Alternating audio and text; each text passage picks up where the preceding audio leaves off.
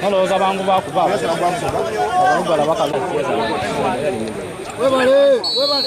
Amukumisa mungo.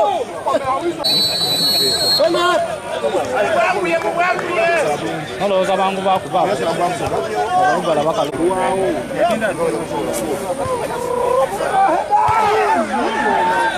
Bagamo abemi.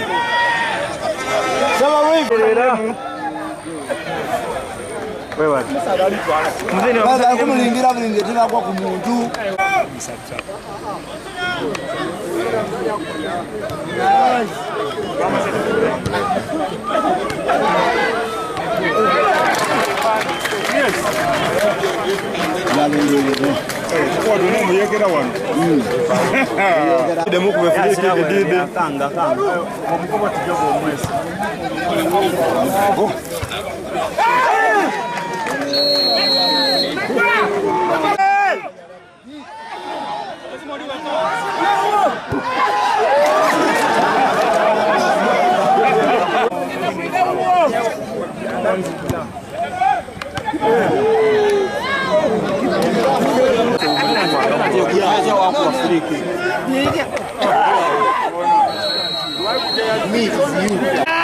Dixon.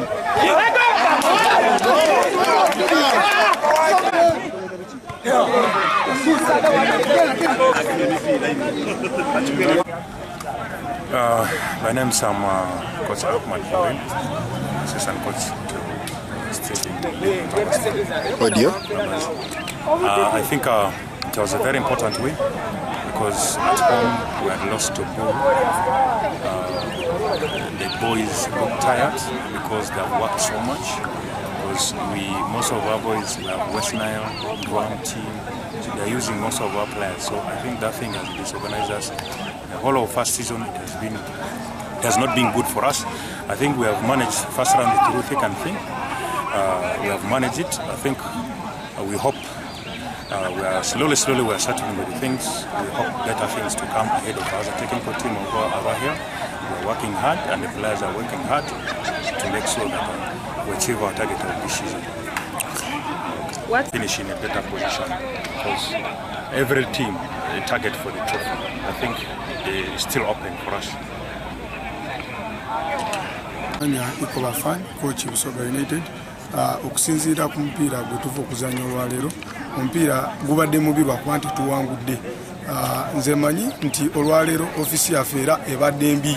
Twali twakawangula omupiira gwa Kiso Giant nga tusuubira nti leero tulina okwongerako ku points zaffe tusobole okuva mu relegation zone naye era embeera negaana. Ettiimu yaffe ebadde prepared naye just nti tubaddemu n'ensobi emu ne tusobola okuluzinga omupiira gwa leero.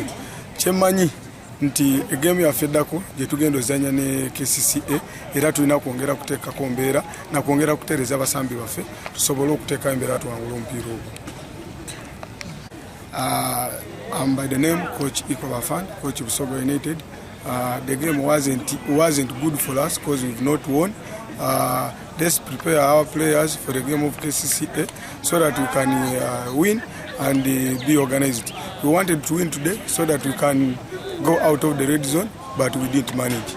I remain Ikobafan, Coach Busoga United.